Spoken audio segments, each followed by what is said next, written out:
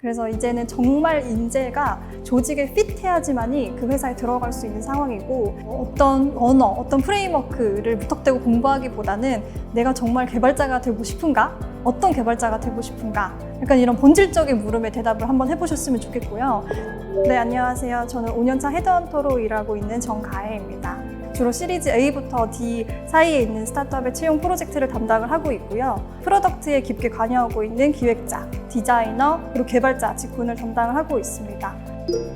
네, 최근에는 정말 채용 시장이 꽁꽁 얼어붙었다고 할 수 있습니다. 그래서 예전에는 공격적으로 양적 채용을 했던 반면에 요즘에는 질적 채용으로 많이 변하고 있어요. 채용은 어려워지지만 아이러니하게도 채용의 중요성은 점점 커지고 있는데요. 회사에서는 이제 한 명을 뽑더라도 정말 우리 팀에 꼭 맞는 인재를 찾고 있습니다. 그래서 이제는 정말 인재가 조직에 핏해야지만이 그 회사에 들어갈 수 있는 상황이고, 지금 TO가 있더라도 그 사람이 우리 회사에서 잘 적응하지 못한다라는 판단이 들면 그냥 그 채용 포지션을 없애기도 해요. 특히 개발자 채용 같은 경우에는 예전에는 이제 저희가 신규 사업을 진행을 하면서 개발자분들이 많이 필요했어요. 왜냐면 새로운 걸 만들어야 되다 보니까. 근데 이제는 신규 사업을 막 확장시킨다기보다는 현재 있는 프로덕트나 서비스를 유지하고 있는 성격이 강해지기 때문에 개발자 채용이 점점 더 줄었다고 볼 수 있습니다.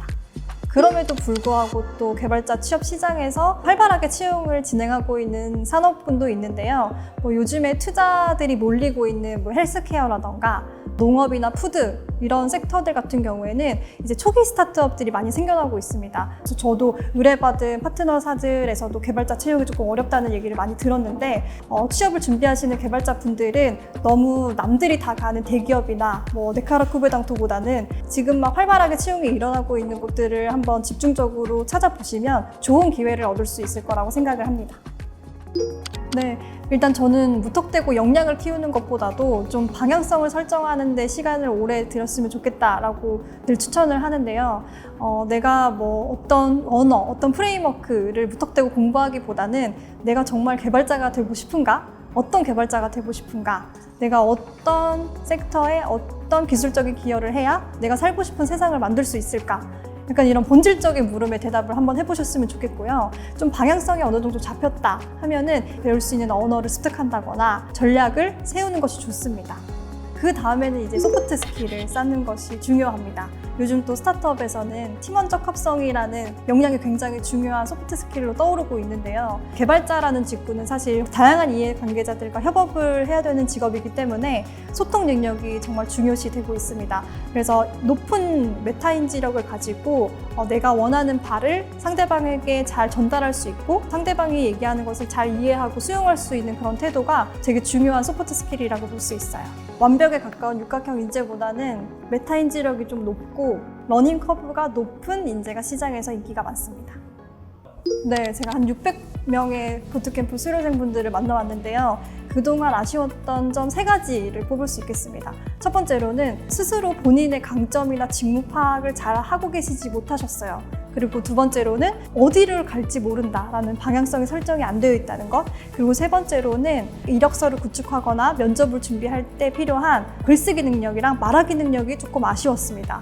구직 활동은 사실 서류가 완벽하게 되고 회사에 지원을 한다고 해서 갑자기 막 취업이 되지는 않아요. 사실 그 안에는 수많은 단계들이 있는데 저는 크게 4가지로 좀 나눕니다. 그래서 첫 번째는 내가 방향을 설정하는 단계, 내가 어떤 섹터, 어떤 회사에 들어가야 하나라는 방향을 설정하는 단계가 첫 번째 단계고요. 두 번째 단계로는 이제 내가 객관적으로 나를 파악할 수 있어야 됩니다. 그래서 나는 하드 스킬적으로 어떤 역량을 가지고 있고 또 소프트 스킬은 어떤 걸 가지고 있는지 나를 파악한 다음에 이제 기본적인 이력서를 구축할 수 있어야 합니다.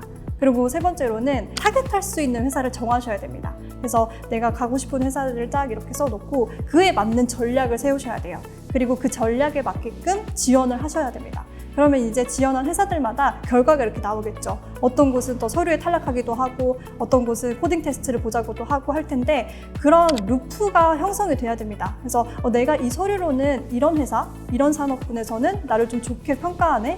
이런 산업군이나 이런 회사에서는 나를 면접에 불러주지도 않네. 이런 것들이 여러분들이 직접 시장에 행동을 하시고 그 시장에서 내가 어느 정도의 위치에 있는지를 좀 아셔야 여러분들이 좋은 회사를 골라 가실 수 있습니다. 제가 부트캠프를 한 이제 4곳 정도를 강의를 해봤었는데요. 대부분의 이제 부트캠프 수료생분들이 지금 자신감이 없는 상태로 계세요. 근데 저는 딱 처음에 왔을 때 적극적이고 분위기가 되게 밝다라는 생각이 들었고, 강의 중간중간에 쉬는 시간이 있었는데 이제 한두 번씩 꼭 찾아오시더라고요.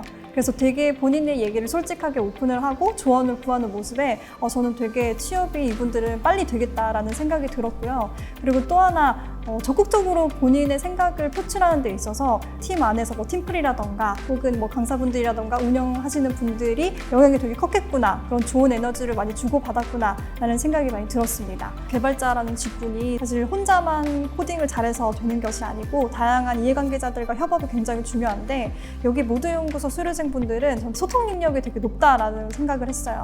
처음에 만났을 때 이제 제가 미니 면접처럼 좀 진행을 해요. 그래서 자기소개도 해보라고 하고 또 포트폴리오나 프로젝트에 대해서 좀 설명을 해달라 이렇게 요구를 하는데, 그때 이제 대부분 다 잘 하시더라고요. 그래서 본인들이 했던 업무라던가 소개에 대해서 좀 적극적으로 얘기하는 점이 되게 인상 깊었고, 첫 번째 코칭 때 약간 아쉬웠던 분들에 대해서 제가 이제 피드백을 솔직하게 드리면, 두 번째 코칭을 진행을 했을 때에는 제가 피드백 드린 내용들을 조금 빠르게 흡수해서 좀 달라진 모습들을 저에게 많이 보여주셨고요. 그래서 저도 적극적으로 회사도 같이 알아보고 또 이런 식으로 하면 어떨까, 이런 전략적인 내용들을 잘 전달드릴 수 있었던 것 같습니다. 그래서 실제로 이제 제가 코칭을 했던 한 수료생분이 오는 길에 서류를 합격했다는 소식을 받았어요. 그래서 이렇게 좋은 결과로 이어지는 거 보니까 저도 또 좋은 피드백을 드리고 싶고 옆에서 같이 취업을 향해서 가고 싶은 마음이 들었습니다. 네. 여러분, 개발자는 모두 같은 길을 걷지 않습니다. 사실 결과만 봤을 때는 다 성공한 개발자들처럼 보이지만 그분들도 다 구불구불한 커리어 여정을 거치셨을 거예요. 그래서 여러분들이 오늘은 힘들고 또 내일도 막막하겠지만 여러분들만의 그 점을 찍어 나가다 보면 뒤돌아봤을 때 정말 멋진 구불구불한 커리어 길이 완성되어 있을 겁니다. 그래서 여러분들 지금 힘들고 좀 긴 터널처럼 보이겠지만 제가 옆에서 여러분들과 같이 그 길을 걷겠습니다. 여러분들의 커리어를 응원하겠습니다.